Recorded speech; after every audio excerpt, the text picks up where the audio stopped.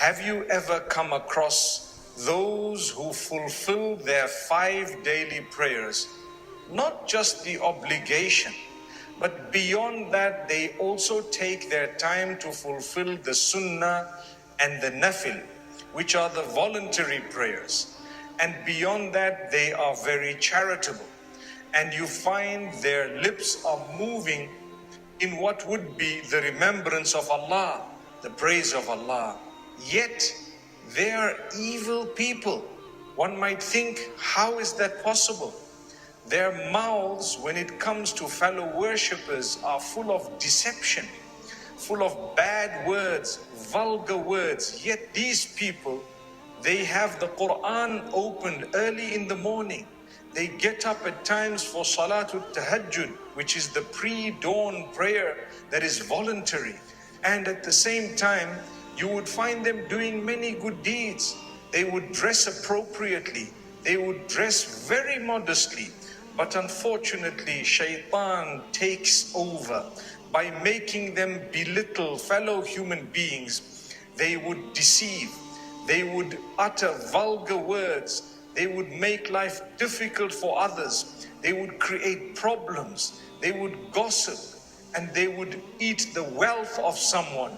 They probably could do major sin against fellow human beings. The Prophet ﷺ speaks about them. In fact, Allah subhanahu wa ta'ala warns us about those who think they're doing good deeds, but they have wasted their deeds. So this is a warning.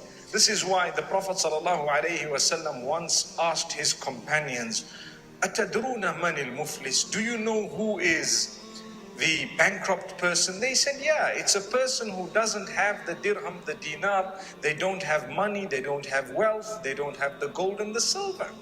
He says, that's not who I'm referring to.